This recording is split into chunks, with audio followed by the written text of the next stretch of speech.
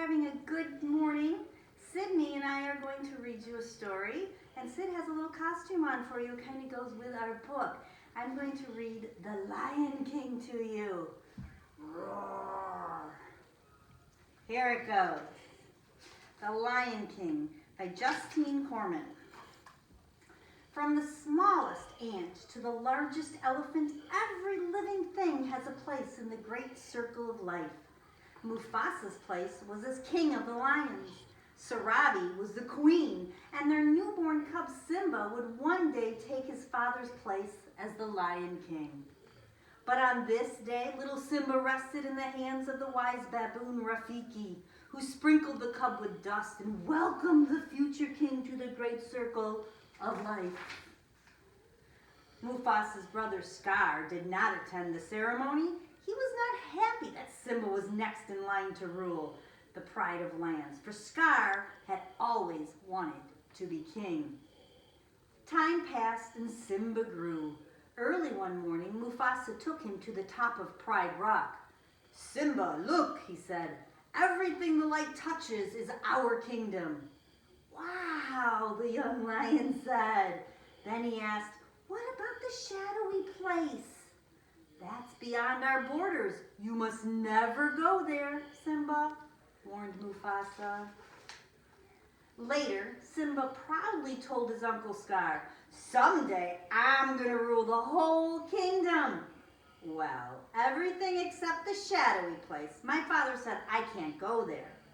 "He's absolutely right," Scar slyly agreed. "An elephant graveyard is no place for a young prince. Only the bravest lions go there." Scar knew Simba would want to prove that he was brave. He said nothing as Simba ran off to ask his friend Nala to explore the mysterious Shadowlands with him. When the friends arrived at the Shadowlands, they discovered an eerie, steamy place filled with elephant bones. "It's so creepy," whispered Nala nervously. "Come on," said Simba, "let's check it out." Zazu, the king's minister, had been looking for the cubs. When he caught up with them, he warned, "We are too far from the Pride Lands. It is dangerous." Strange laughter rang out. It belonged to 3 hyenas, Banzai, Shenzi, and Ed, who slinked out from the elephant skull.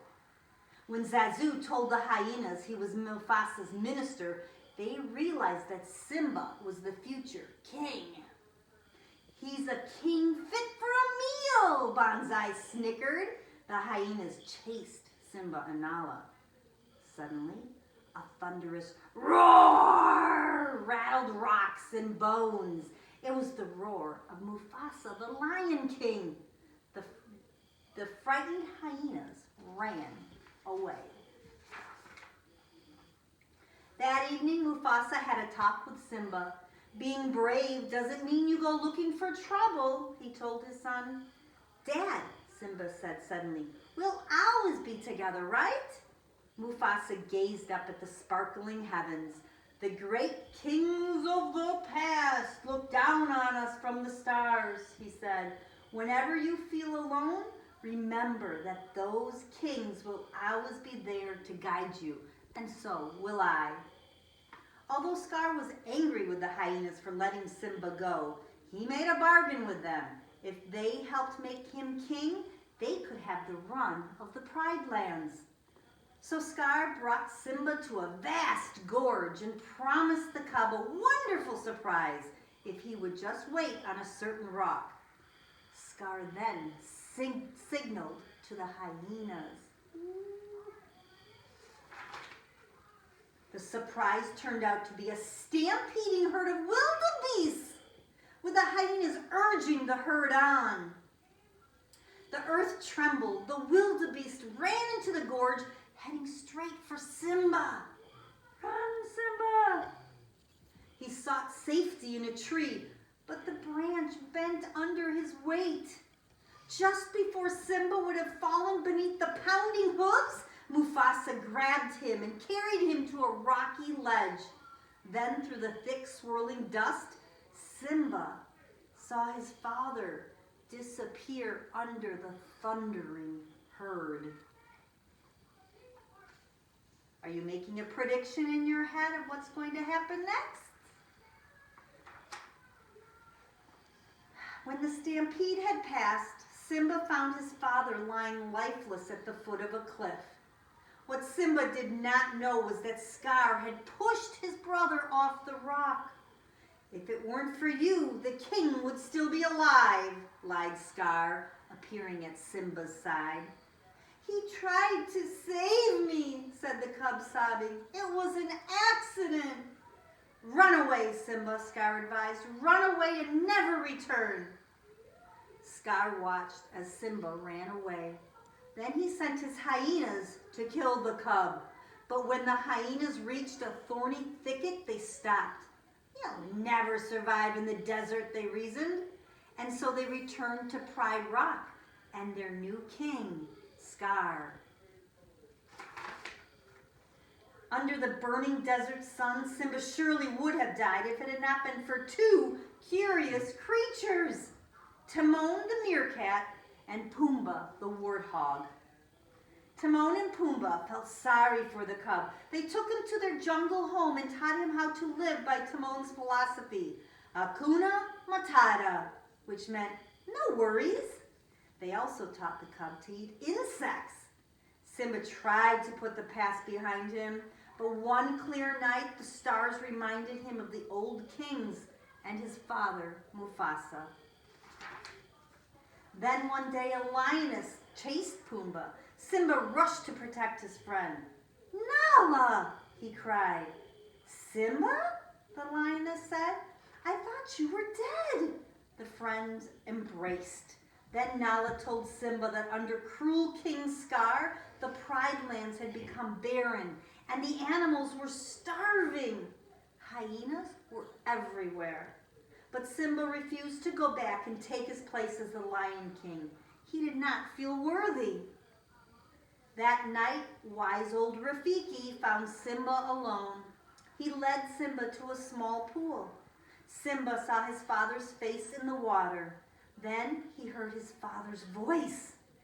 Simba, look inside yourself, Mufasa said. You are my son and the one true king. You must take your place in the circle of life.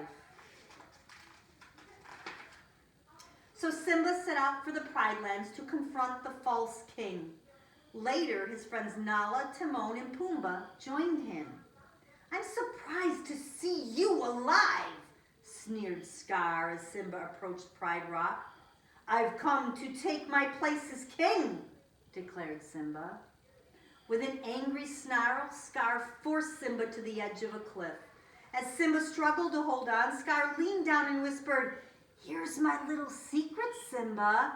You didn't kill your father. I did. Simba's heart filled with rage, and the strength of 10 lions surged through him. He struggled up onto the rock, leaped on Scar, and the battle began. Nala bravely led the other lioness against the hyenas. Even Timon and Pumbaa joined the fight. The battle raged until all the hyenas ran from Pride Rock. Simba chased Scar to the top of Pride Rock and cornered him. Scar whimpered, No, please, have pity on me. Run away, Scar, said Simba. Run away and never return. But when Simba turned his back, Scar attacked. Quick as the lightning that flashed above, Simba sent Scar flying over to the cliff to the hungry hyenas below. So Scar's evil reign ended, and Simba took his rightful place as the Lion King. In time, King Simba and Queen Nala had a cub of their own. Way atop Pride Rock, their child rested in the hands of the wise baboon Rafiki, who sprinkled the cub with dust and welcomed her to the great circle of life. I hope you enjoyed the story. I think we put Sidney to sleep. Would you like to see her without her lion mane on? Wake up, Sidney. Whoop. so tired, but she enjoys having me home. I miss you so much, and I hope you have a great day. Mwah.